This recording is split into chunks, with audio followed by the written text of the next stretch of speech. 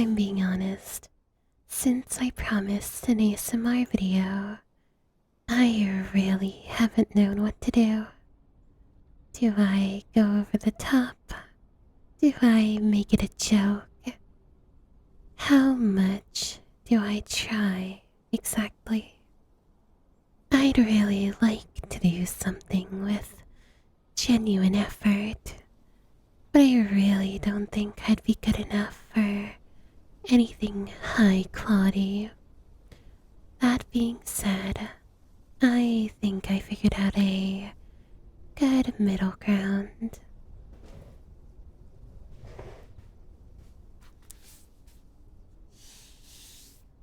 This is a small book of fables that I will read to you to allow you to calm down after a long day of work.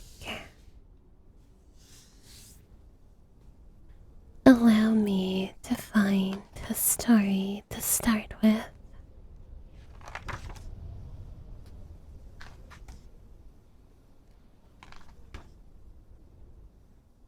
The Hare and the Tortoise. A hare was making fun of the tortoise one day for being so slow. Do you ever get anywhere? He asked with a mocking laugh.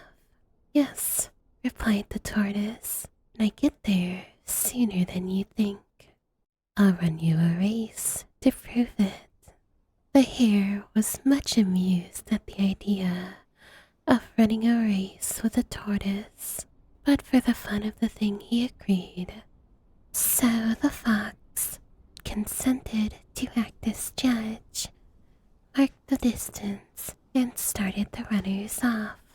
The hare was soon out of sight, and to make the tortoise feel very deeply how ridiculous it was for him to try and race with a hare, he lay down beside the course to take a nap until the tortoise should catch up.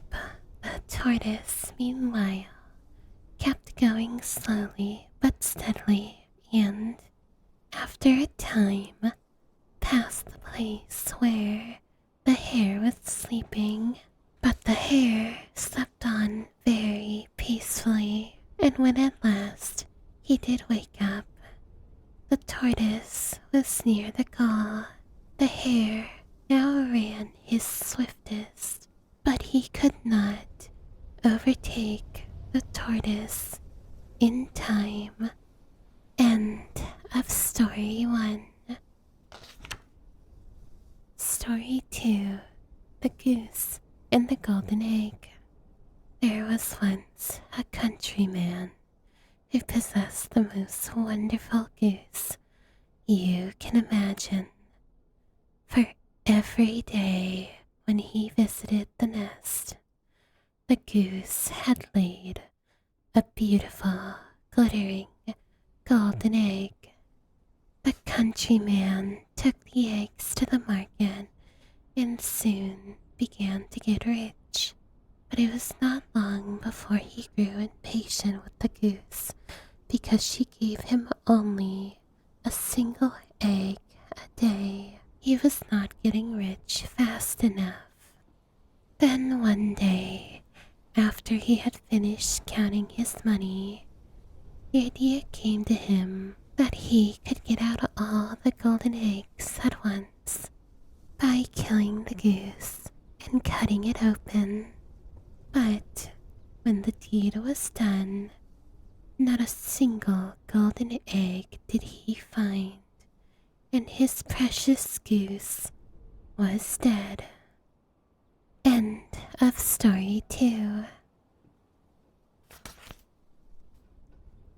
Story 3. The Ants and the Grasshopper. One day, in late autumn, a family of ants were bustling about in the warm sunshine, trying out the grain they had stored up during the summer, when a starving grasshopper, his fiddle under his arm, came up and humbly begged for a bite to eat.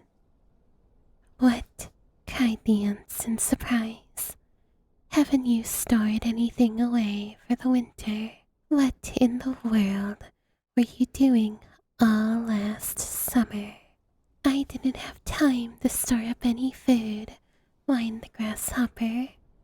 "I was so busy making music that before I knew it, the summer was gone." The ants shrugged their shoulders in disgust. "Making music, were you?" they cried. "Very well. Now dance." And they turned their backs on the grasshopper and went on with their work. End of Story 3. Story 4. The Plane Tree. Two travelers, walking in the noonday sun, sought the shade of a wide-spreading tree to rest. As they lay looking up among the pleasant leaves, they saw that it was a plane tree. "How useless is the plane," said one of them. "It bears no fruit whatever, and only serves to litter the ground with leaves." "Ungrateful creatures," said a voice from the plane tree. "You lie here in my cooling shade, and yet you say I am useless. Thus ungratefully, O Jupiter, do men receive their blessings." End of Story 4. Story 5. The Lion and the Mouse. A lion lay asleep in the forest, his great head resting on his paws. A timid little mouse came upon him unexpectedly, and in her fright and haste to get away, ran across the lion's nose.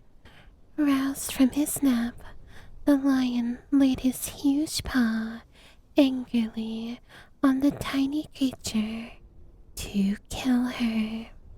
"Spare me," begged the poor mouse. "Please let me go, and someday I will surely repay you."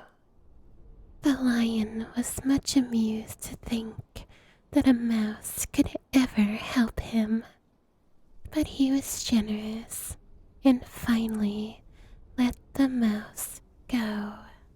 Some days later, while stalking his prey in the forest, the lion was caught in the toils of a hunter's net. Unable to free himself, he filled the forest with his angry roaring. The mouse knew the voice and quickly found the lion struggling in the net.